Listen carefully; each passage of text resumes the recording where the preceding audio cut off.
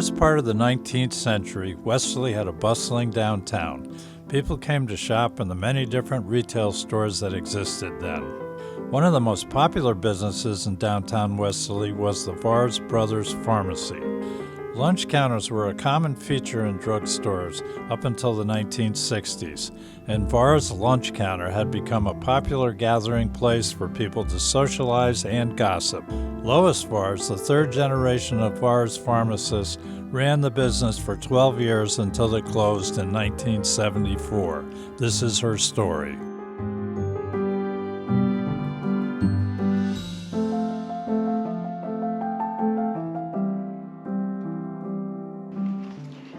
This is the page I thought people would be interested in.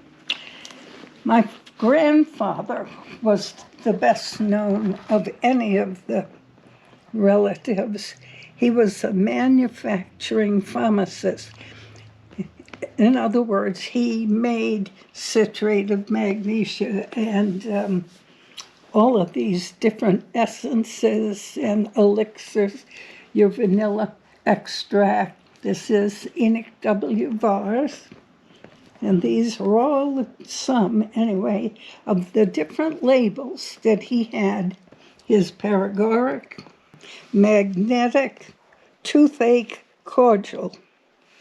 I have to find out what was in that. Okay, good morning. I'm here, Tom Galusho, president of the Westerly Historical Society, with Lois Vars, who's kind enough to join us this morning for our oral history project, Reflections. And good morning, Lois. Good morning. So tell us a little bit about the origin of your family. We'll start with grandparents and parents. My mother's family, Aikens, came over from Scotland, from the Aberdeen area, not very far from Balmoral Castle, in about 1885, maybe. And my grandfather came over to work in the quarries, in Smith quarries. The Italians were the artists, and the Scottish people were over here doing the paving stones and things like that.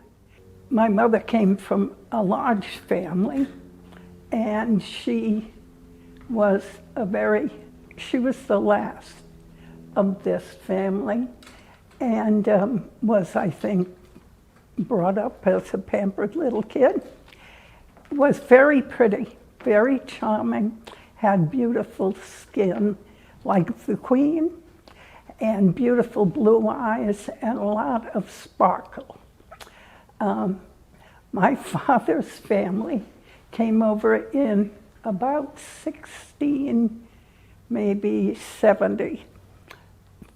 The Vars part came from the Alps in France. The Crandall part came from John Crandall, down here who's buried on Pound Road. So they had been here a long time. And back in 1835, I know that my father's grandfather had a store in Bradford. And then my grandfather became very famous for his tonics and various pharmaceutical things. And Enoch W. Vars bottles are constantly being dug up in South County. There was no pharmacy college, so in about 1895, he began to tell the people connected with pharmacy that Rhode Island needed a pharmacy school because one of his sons had to be sent down to I think it was called the New York College of Pharmacy, and he got a degree there. Well, my grandfather was married a second time after his first wife died and had twins and a girl. And one of the twins was my father, and the other one was my Uncle Raymond. And when they were 16, my grandfather died, and they were left with this drugstore and so forth over in Bradford. I have read in previous letters that one was going on to be a doctor and the other was going to be a dentist. But because of their father's death, they had to take over the business, support their mother and so forth. So my father left high school and went to the college up there in Providence, which his father had been very instrumental in starting. And he got his degree. Then my uncle got his degree. And I think they were around 18 or 19 when they decided they wanted to move from Bradford into Westerly and start a business. And in order to get the good location, they bought Stillman Building, and it's where the Diet Center was, just that little section.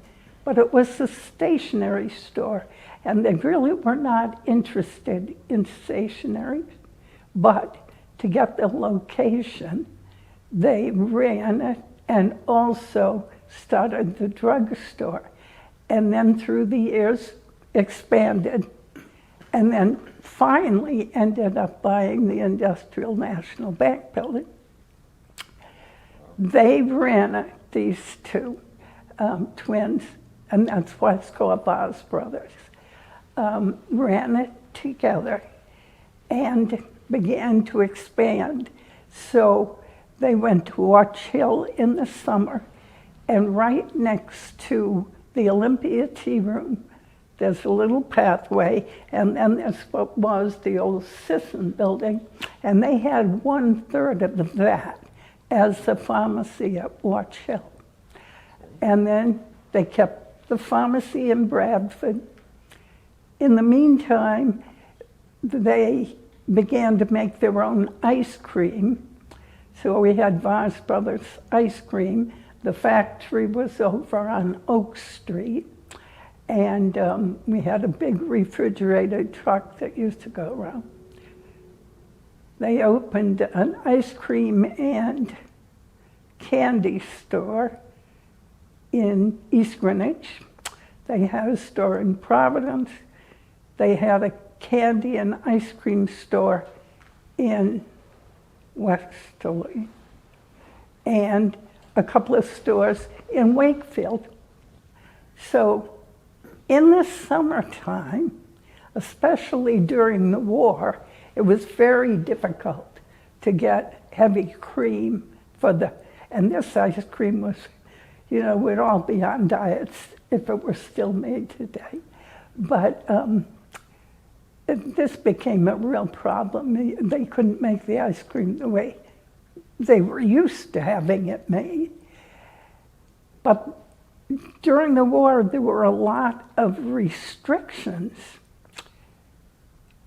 You couldn't get sugar, you couldn't get gasoline without coupons. So we all took the bus to the beach, and the bus used to stop at Vars Brothers in Westerly, and the other stop was Vars Brothers in Watch Hill. So it was very convenient for me. So we'll go back a little bit. You talked about your grandfather and uncle, and then your father. How's your father and mother come into the business? He was one of the founders of Vars Brothers, okay. You see. He and his twin brother in 1919 in Westerly. His father founded the one in Bradford, and before that, his grandfather had a store in Bradford too. How did your parents meet? My father was a Mason, and my mother was part of the Eastern Star, which is the women's part of the Masonic organization. And my father, of course, had the store on High Street, and my mother was working for John O. Mills in the furniture store up on High Street.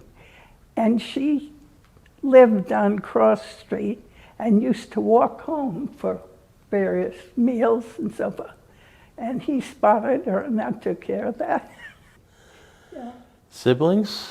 One, my brother Alanston, who, when he was alive and we had the store, was quite a drawing card. He was charming. He was very good looking and took after my mother's side of the family, loved a good time, knew all the gossip in town, and had friends, little kids, old ladies. Men liked him, women liked him. He just was a very popular person. And that was the only sibling that I had. And how about your family? Married, children? I didn't get married until I had established myself and my reputation. I got married at 65 to someone that I met at age 5 in my own living room.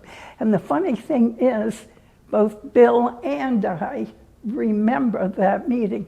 He was 10, I was 5, and our parents knew each other because of the pharmacy connection. I had just graduated from the College of Pharmacy. This is my father. This was at a pharmaceutical dinner, and this is actually the man who became my father-in-law, Earl Mason, Bill's father, who was wonderful old friends with my father. And you, of course, you had no idea at the time you'd end up marrying Bill Mason. No. I met him first as a 5-year-old in this living room, and he was 10. Wow. And so anyway, I would hear about him because my father would visit with the Masons when he was in Providence, and my mother was very good friends with Mabel, his Earl's wife. And my father and Mr. Mason would run the Pharmaceutical Association dinner at the Ocean House each June. We always started out as the first event at the Ocean House. It was the Rhode Island Pharmaceutical Association. Wow. And my father and Mr. Mason would run the dinners, the big banquet.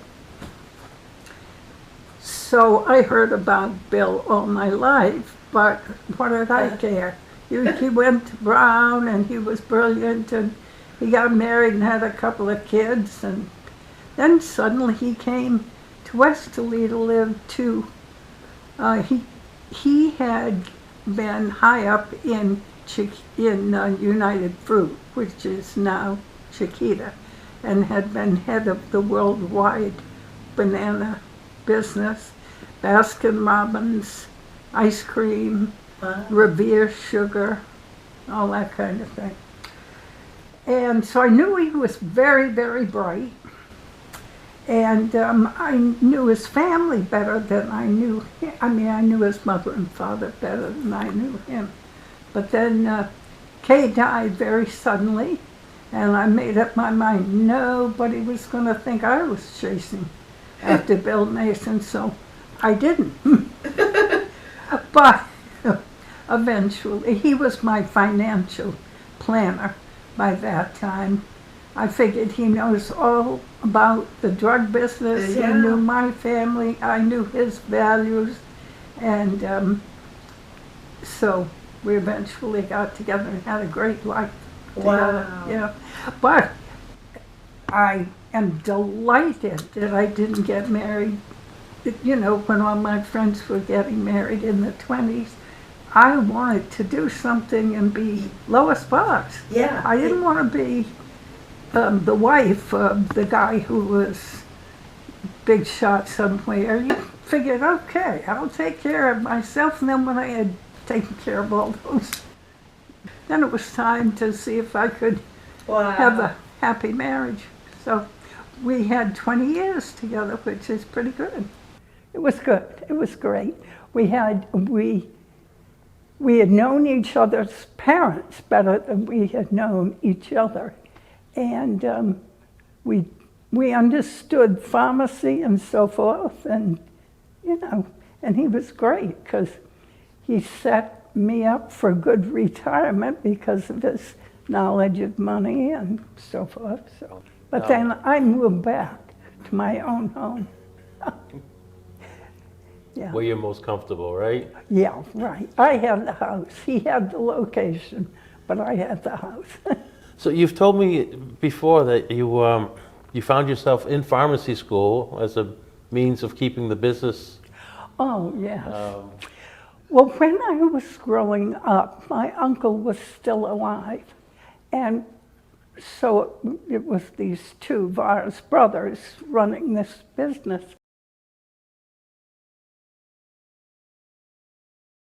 All right, now this is the second Vars cemetery, and that is just off of Woody Hill Road. John de Vars came over from, we think there is a city called VAR along a river, VAR.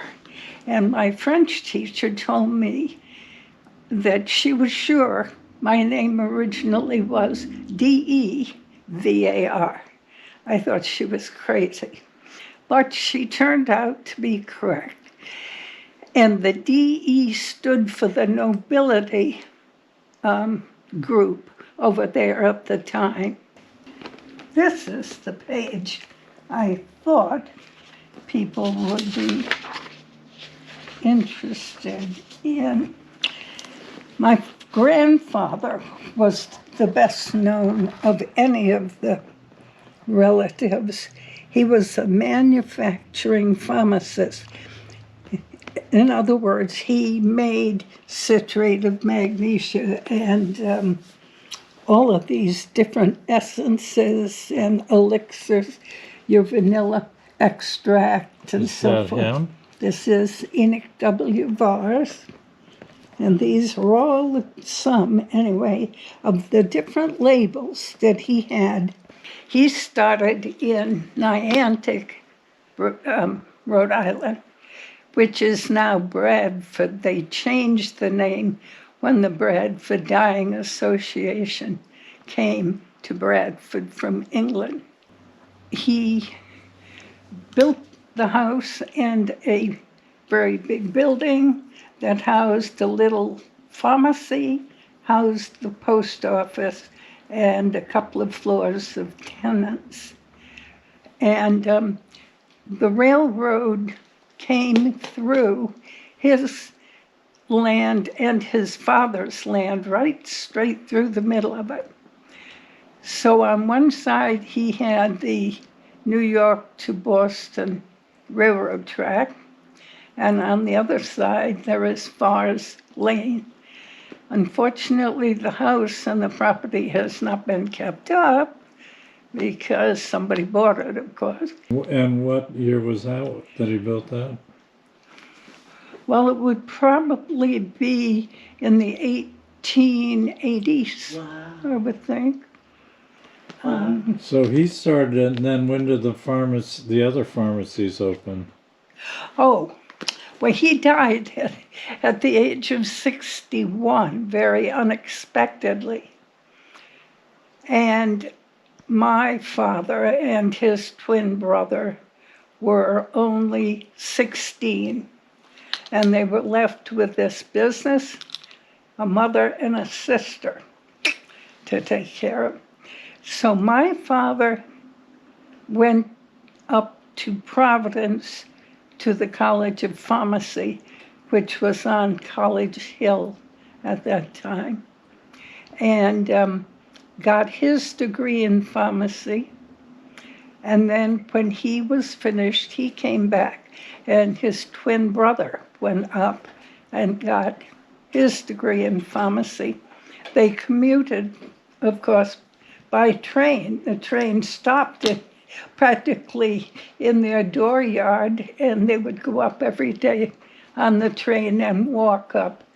My grandfather was one who kept pushing for a college of pharmacy in the state of Rhode Island in the 1890s.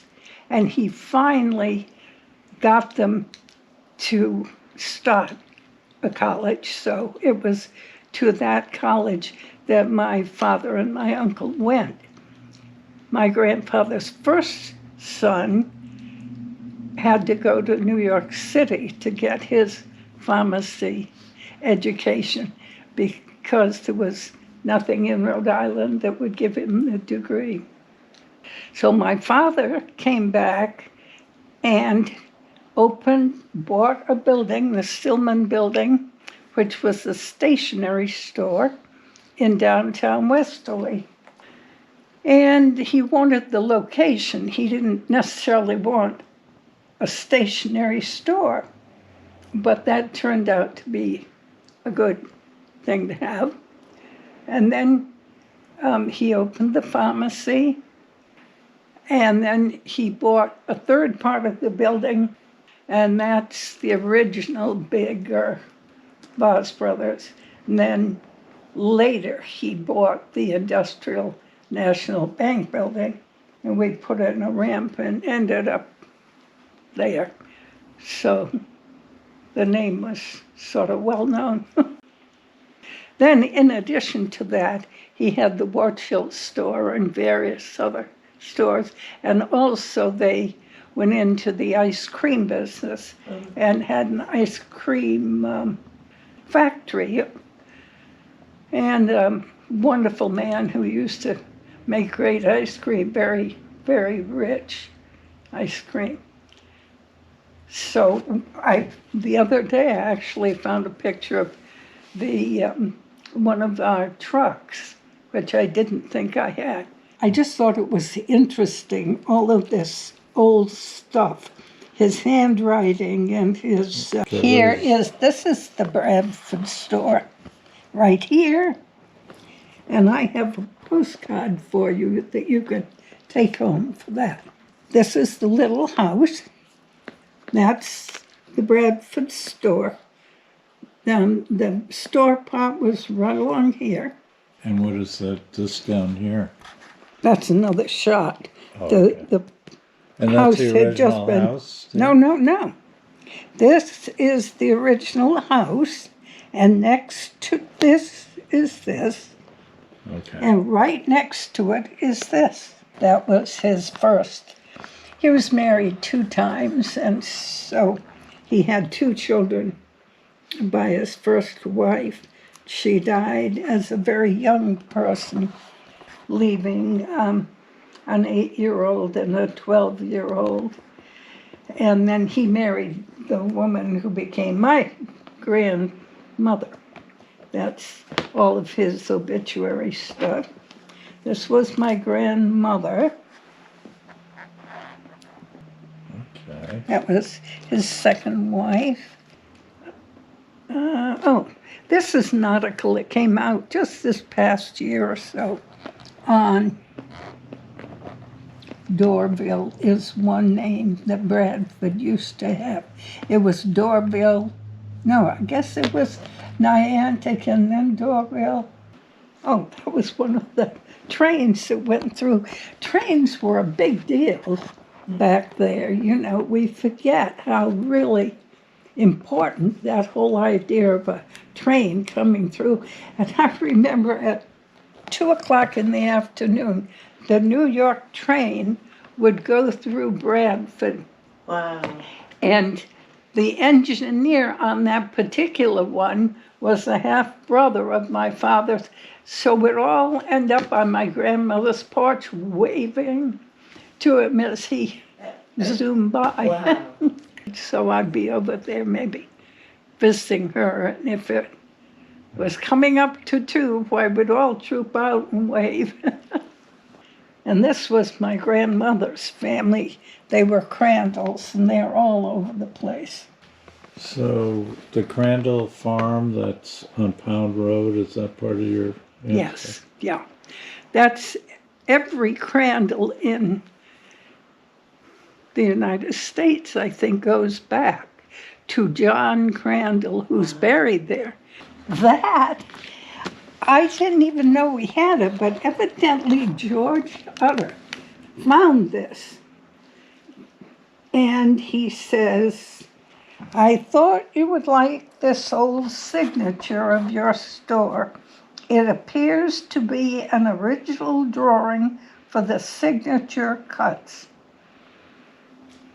So, and it certainly is the way the signs looked. That is my father as a young person, but that's a 1926 And picture. who is this? Your My father? father too, but why would you want both of them? Well, Oh, anyway. history. Well, yeah, but we got many more. Now, just for your background, this is where the old, the new post office is, right here. And right next to it is the parking lot, but this was an inn. And here it is, right here, too. Here's your post office. And that's right across from the store. And my father had this room right here when he, back in 1919, when he opened the store and wasn't married. So he was living there.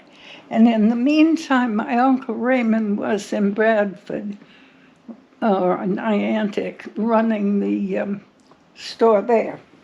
Now, here is the Watch Hill, one picture of the Watch Hill store after the hurricane.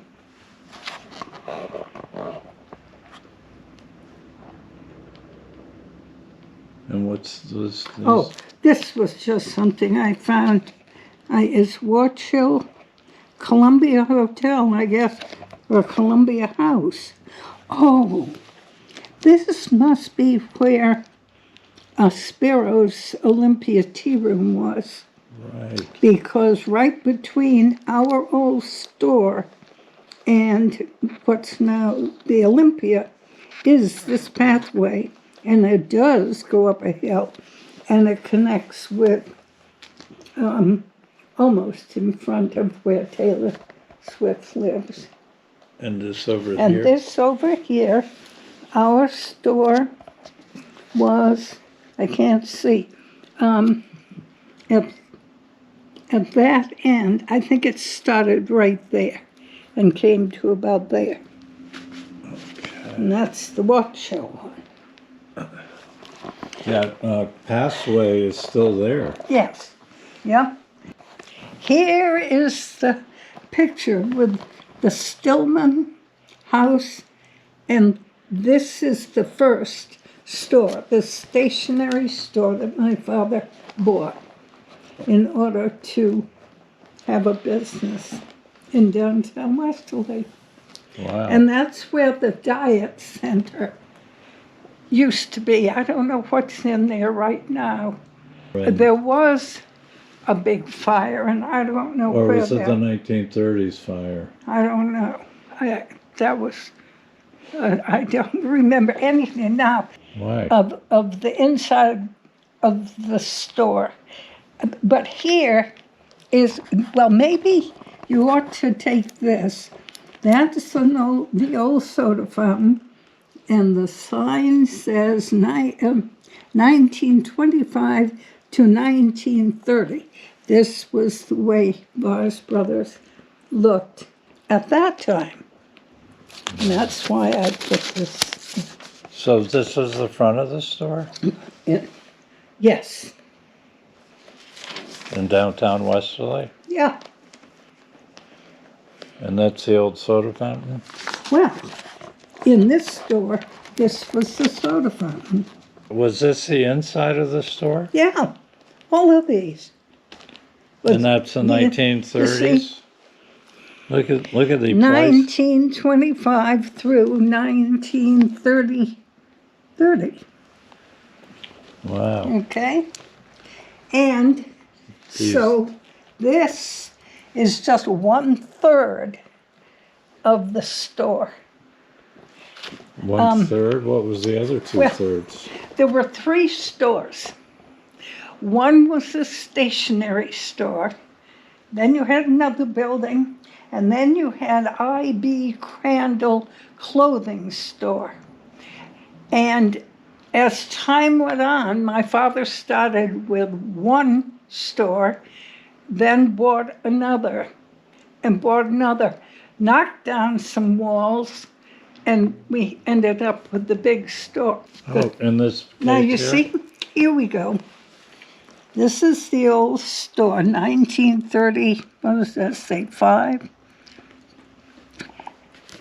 And so you had 1, 2, and then the stationery store. But finally it was all one store. He made witch hazel. Okay. Whoops, well, Yes, I'll bring. this is the paper that we use to wrap things in. This is a little bag. I didn't know whether you wanted this kind of stuff. For sure. Here's the Bradford store. Oh, great. That's the house. And it's very early on because they put in a stone wall. That's all I remember is having a nice stone wall. But anyway, I found that is the same, That's I great. think. That's great. Now, here we go. This is the building that I own today. Westerly Jewelry is in this part of it. In this part used to be a diet center. I don't know what's there now. Okay. My father first bought this. Then there was the clothing store. Then there was something else in here. So he knocked down some walls, put a ramp in to connect this with that, Gotcha. and then bought the bank building. And here's your Babcock Smith. There's not a closet, and in the back is Vars Brothers stuff, and I've got that, so you can have that. And here's the logo. You see what I mean? Oh, that's great. Thank you. Okay, now at least you know what you're looking at when you All right. look at this stuff. Oh, and I thought they might like these old things. This is the mayonnaise thing. All right, this is the next phase, I guess. Here's the soda fountain. I thought the older people will remember sitting at that. I just vaguely remember sitting up on the high stools, and that was the black counter, and it went right across the back, parallel to the front doors and everything. Wow. Okay, and then don't even think about taking all this stuff. I'll point out what's good. Oh, that was just a Christmas party we had for them. Here's part of the soda fountain. See how it comes around? Oh, it circles around, yeah. So people And face here, each other. too. That really is sort of good. You've got one of the U's, then it comes across, and then another U that Then we bought the bank building, and you've got all that kind of information. And these are shots from the dome of the bank building when we took it over. And I remember big discussion about what color the rug going up the ramp and what color the floor of the industrial should be as we transferred it to a pharmacy. And my father just decided red. It is going to be a warmer color than black and white tile.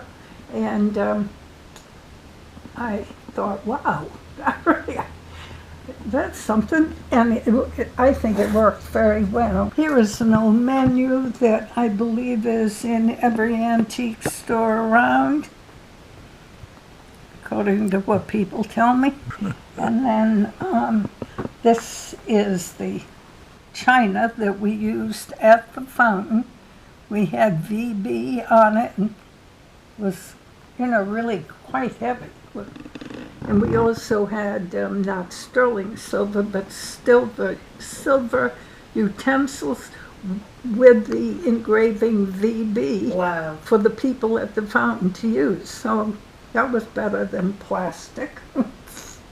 For 12 years, I was really sort of in the nerve center of downtown Westerly. I'm talking Westerly, not Pocketuck.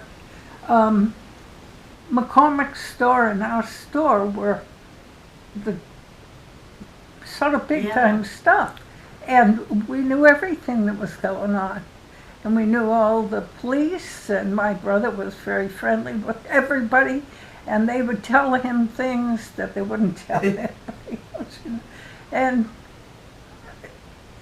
everybody knew us, and it was very much more small town. And of course, one of the problems was that our store backed up to the river.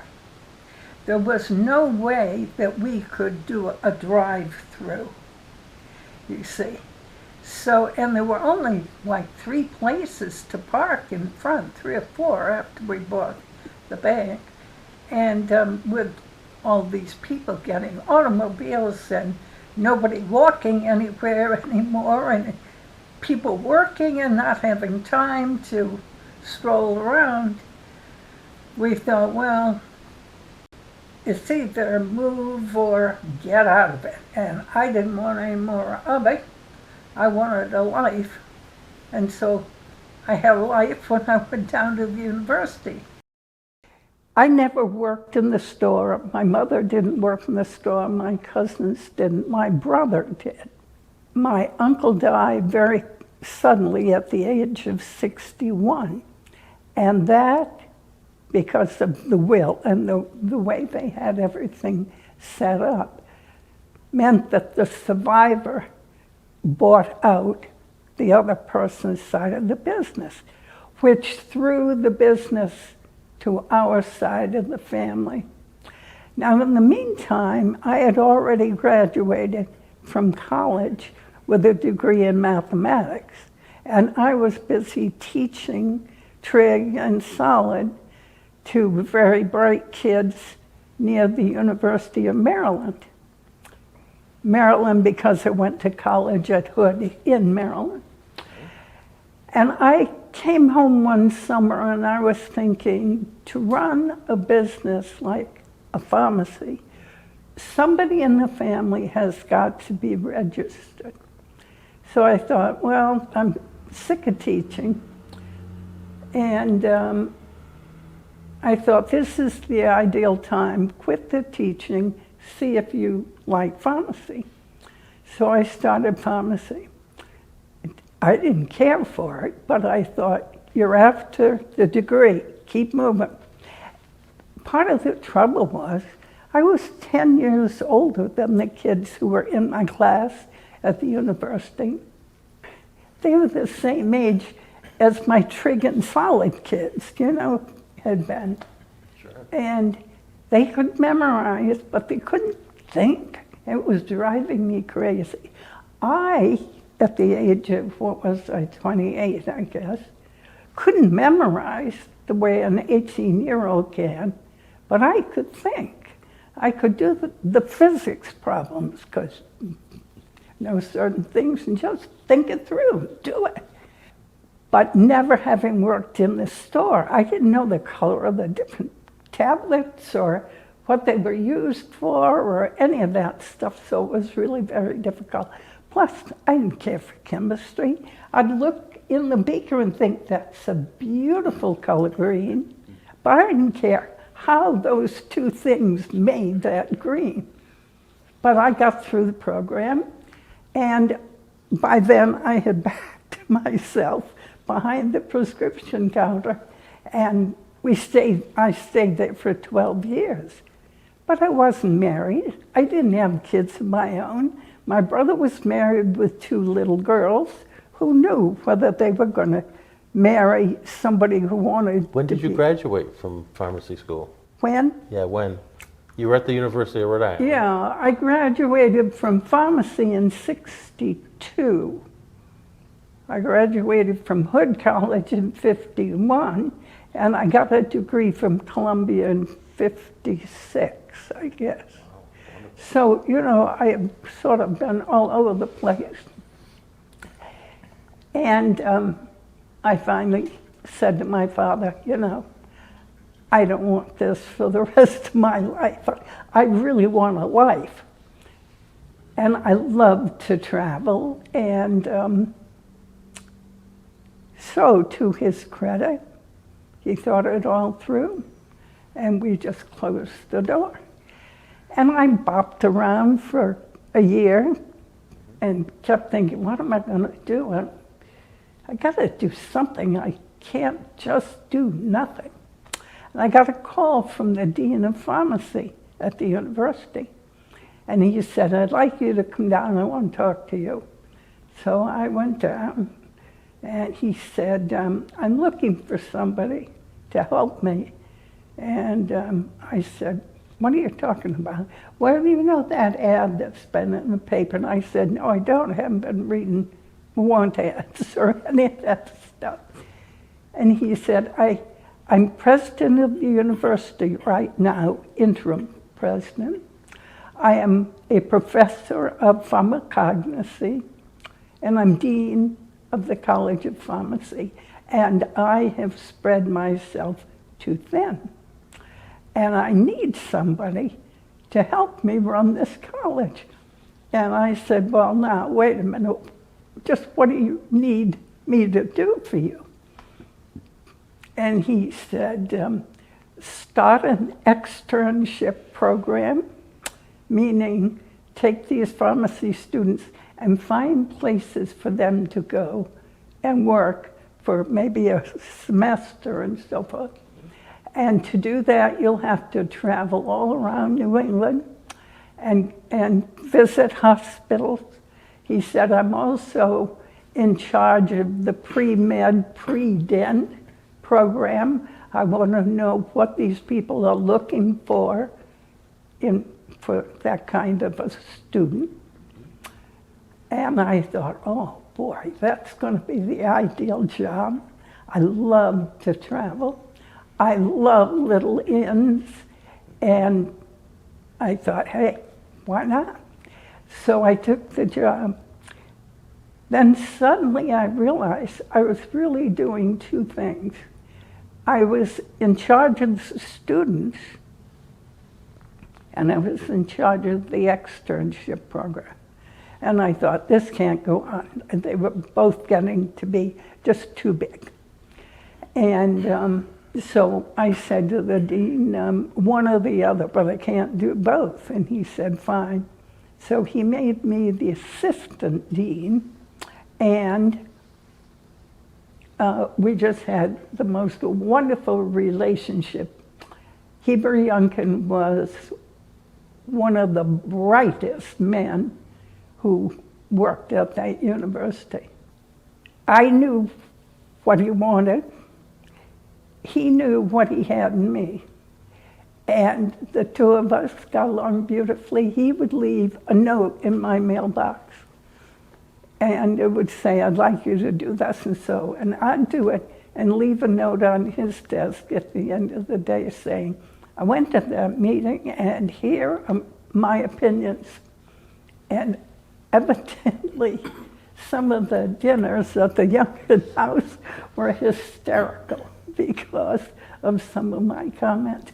But I was luckily made a trustee of my prep school, and I was on that board for 23 years, dealing with some of the brightest people, especially from the Boston area. I mean, here I was sitting with fabulous lawyers, the gastroenterology person at Leahy Clinic who was top in her field, president of Smith College at one time, president of Mount Holyoke College, the guy who developed Burger King restaurant.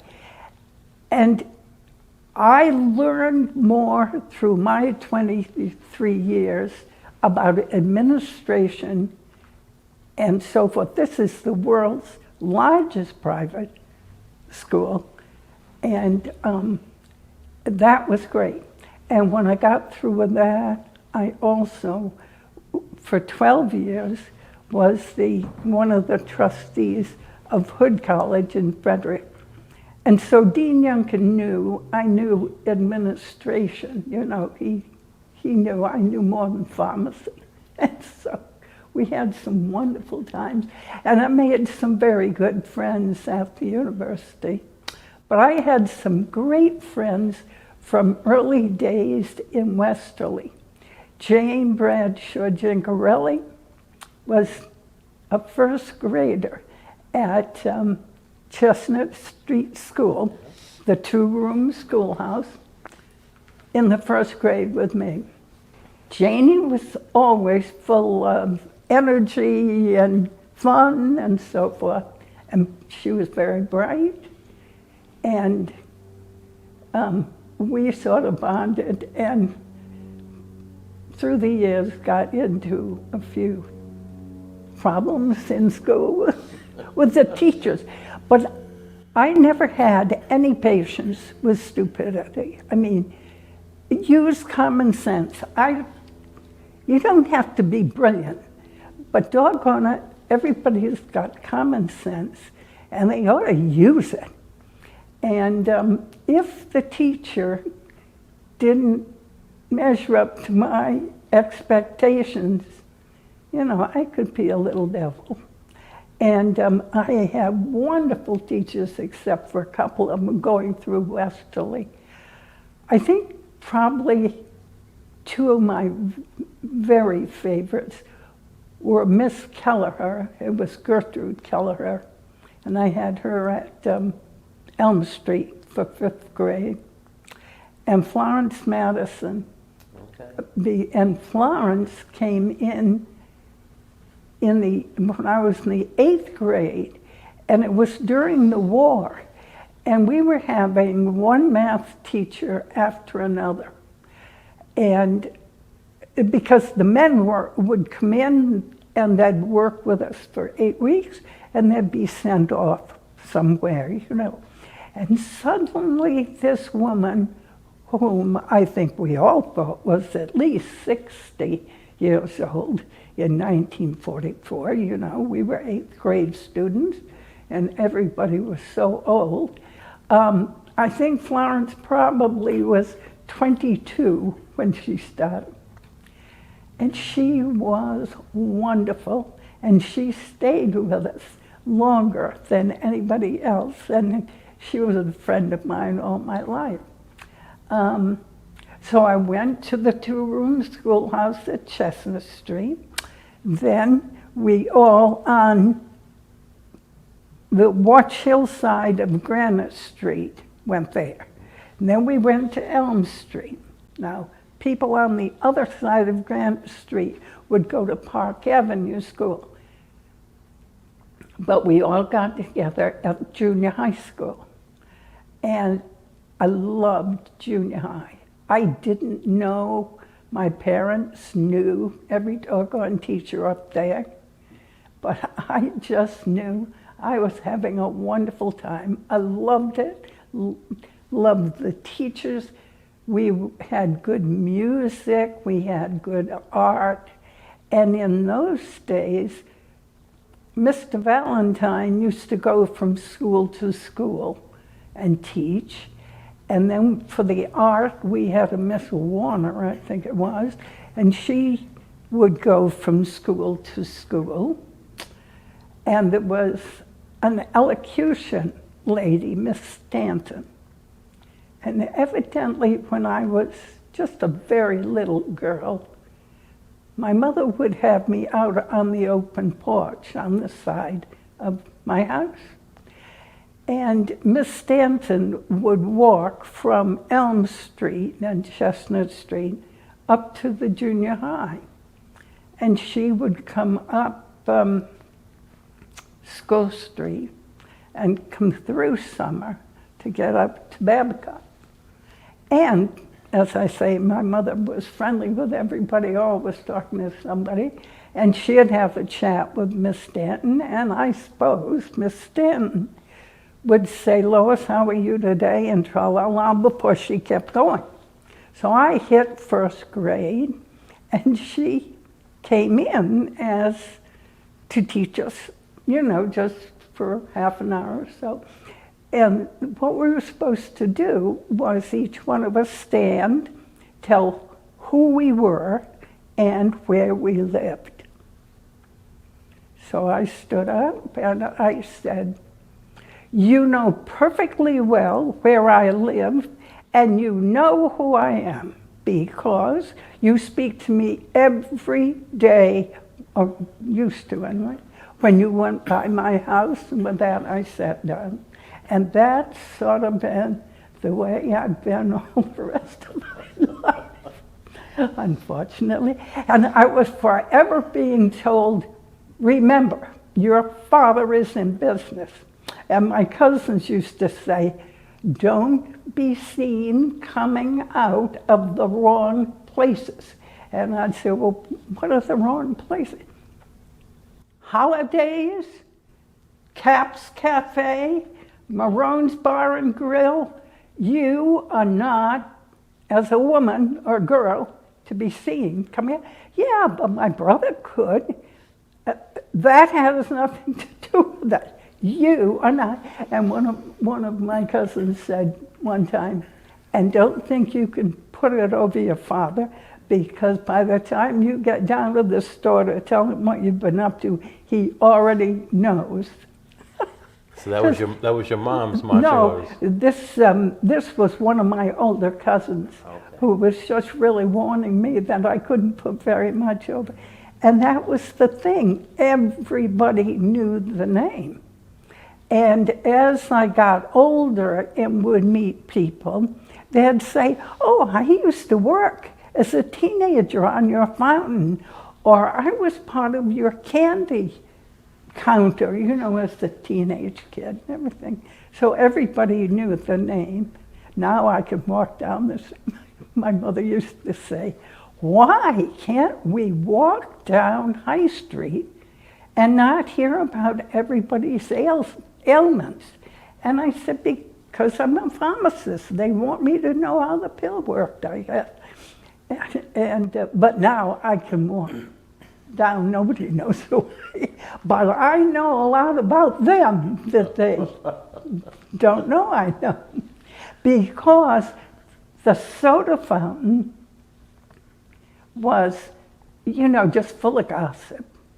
Just full of gossip. Oh, sure. And there were certain things that we knew were going around, and very interesting.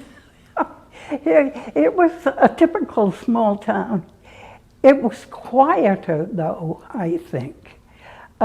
Not all the revving of cars, the constant mowing of lawns. And you'd go to the beach, you'd see the boys with their towels wrapped around their bathing suits. hitchhiking, you'd stop, you'd know them, and take them down, drop them. They probably were going to caddy all day and then take a swim and hitchhike coming home, you know. There was just a quietness that I don't think we have now. And I don't know, maybe it's just because I live off of Granite Street and everybody is zooming up and the ambulances. No, I think you're right. There was a quieter time. There wasn't so much noise. Yeah. There weren't so many people. Well, this is true. And the summer people were different. They weren't here just for a day. They were here for the whole summer. And their manners were different. They were very cultured. And I think the people in Westerly welcomed them for the summer, treated them with respect, and then they took off for the winter, and we were happy to get everything back the way it was in the winter and so forth. And we seem to be, to me, in layers, not as much integration as is true now. When I was a little girl, I grew up, I only knew one black who went to school in all of my 9 years in Westerly, and she was 1 year behind me. Now, when I went to Northfield, the private school I attended, we had blacks there. And that was great. But,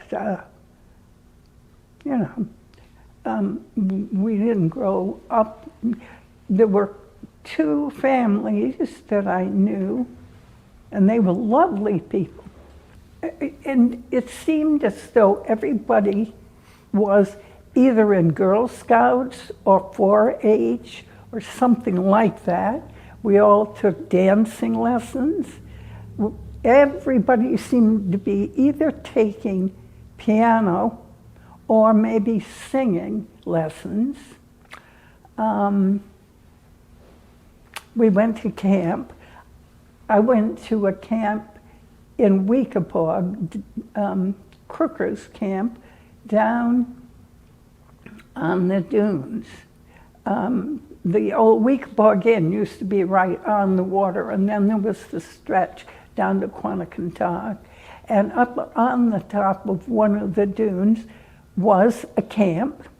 And I know Dr. Spicer's sister worked there as an older person helping us. I was only around 4, 5, 6. And there were just a few of us from Westerly, and all the rest were the Weekapaug kids. But I remember the Coys were there, and Dr. Gold's daughter, and Jimmy McCormack, and Ann, and the others, I think, were there too. Anyway, we were picked up in the old, like a beachy wagon, you know. It was the light-colored wood. It was open on the sides and everything. And they'd pick us up and take us down. And if it was a really good day, we could swim in the ocean. If it was too rough, then they would take us down the other side of the dune and we'd swim in the pond. And we'd have crafts. And I think we had a little bit of sailing too. So I did that in the summers. And then the Baptist church had a summer program. So when I was maybe 8 or so, 7, 8, I went there for 3 weeks, and they had sewing 1 week, basketry a 2nd week, and woodworking a 3rd week. And it was run by teachers who were off for the summer. And it didn't matter whether you were Baptist or not, you could go to it and everything. And that was in the building right next to the pizza place where you would drive into the Washington Trust parking lot. There used to be a Baptist church there. And then I went for 1 year to Camp Hoffman, and I went as a brownie, an 8-year-old, only for 1 week. That I hated. I hated everything about it, and to this day, you cannot get me to walk through the woods or go out and enjoy nature unless the Waldorf is at the end of the trail. I just, even through a pine forest, oh dear, I don't like that. But So anyway. Camp Hoffman, that's on Ministerial Road in South Kingstown. I know. Yeah, you know where it is. Well, I have been to these camps, you see, and I could swim from raft to raft down at Watch Hill, because we'd go to Watch Hill and swim in the, when I wasn't down at one of these camps and stuff. So I was used to deep water. I was very good with my hands and could do all kinds of crafts. And this was the first year that Camp Hoffman had 8-year-olds, brownies. And they didn't know what to do with kids that age, and they thought that kids that age couldn't do anything. So we were only let into the pond, which of course had no waves, up to about our thighs. And here I am dying to get out there and dive off. And then I remember coming home and saying, look. And I had this hunk of clay into which I had put my thumb or something. I threw it down. I said, that is what we did all week long. So that ended me for camp. And I grew up swimming at Quanticontag because my uncle had a home there right on the beach, and at Watch Hill, and at Weekapaug, too, at what we called the Button Beach, because my father, Mr. Stillman, had an inn up there. And so that gave us entrance to that beach and everything. So then I sailed. When I was a teenager, Dad bought a boat for me, and I liked that. I sailed out of Watch Hill. Very nice. So I have had a very good life. Have never wanted for anything. Have had parents that I knew were crazy to have kids and loved having kids. And I've been able to travel all over the world. The last good trip I took, I decided I'd been in Westerly too long when I was 90, and I stopped to see my friend Deirdre Lonigan at Trek Tours, and I said, get me out of town. I want to fly me to Tahiti, and I'll get on a ship, and I'll come across the Pacific. I'd already flown 2 or 3 times around, but had never done it by water.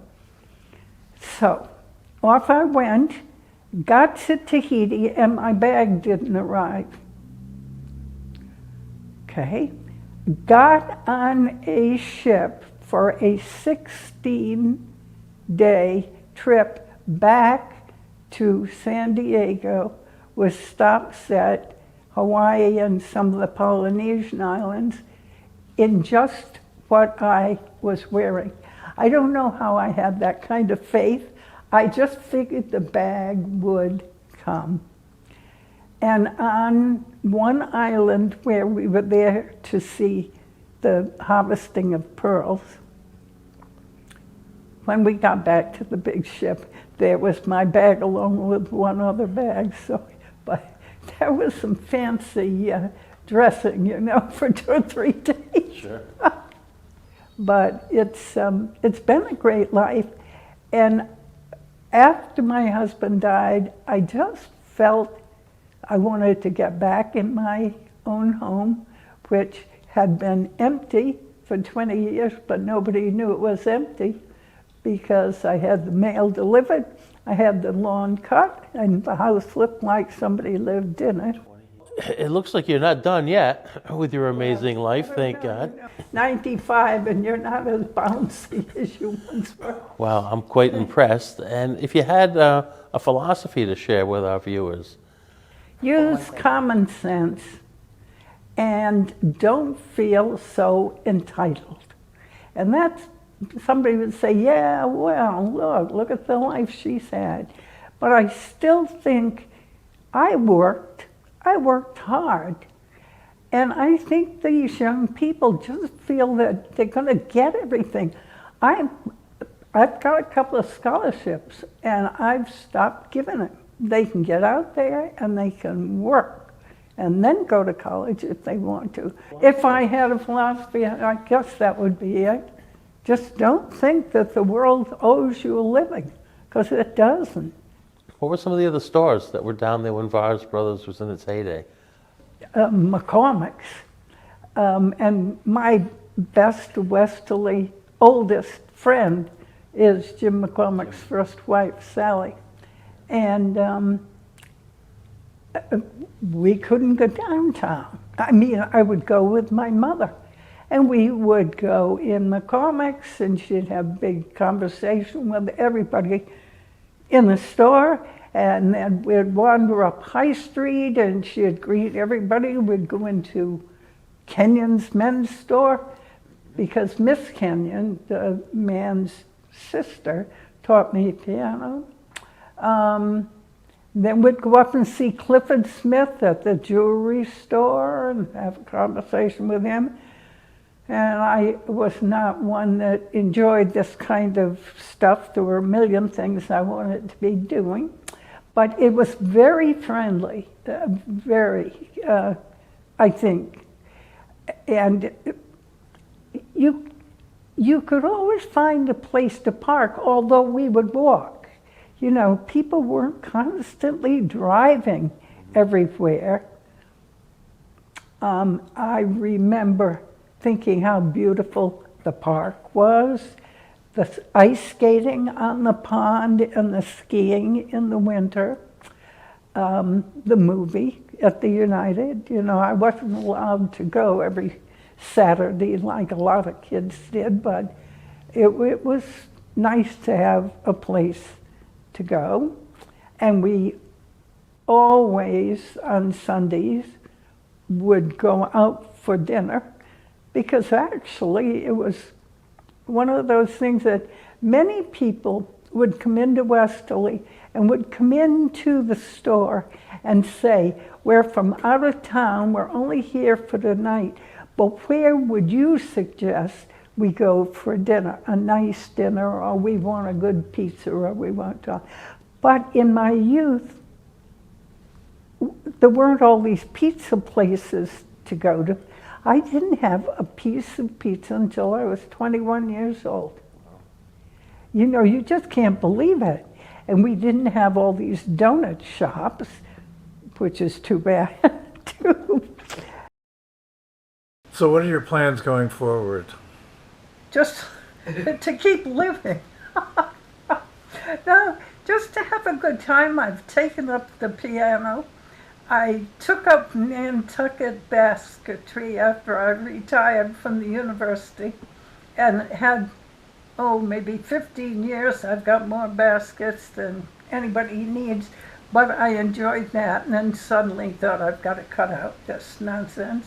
And I've been taking piano again for the past 8 years or so with a fabulous teacher who as strict as she can be and just really makes me work. But it's something that I really love. And so that's taken up a lot of time. And that got me through the pandemic. I didn't have any trouble with that COVID pandemic business. I had the piano to practice and the house to keep clean, and I like to read, and I've always got stuff to do. The legacy of the Vars name continues today at the new building which houses the College of Pharmacy at the University of Rhode Island. Lois Vars and her late husband Bill Mason donated a room in honor of their fathers, who were both pharmacists. Lois and her brother Clarence donated a bench in the medicinal garden to honor their grandfather Enoch Vars, the first Vars pharmacist and one of the founders of the College of Pharmacy. In May of 2022, Lois Vars was one of only 8 people and 3 women inducted into the College of Pharmacy's Hall of Fame.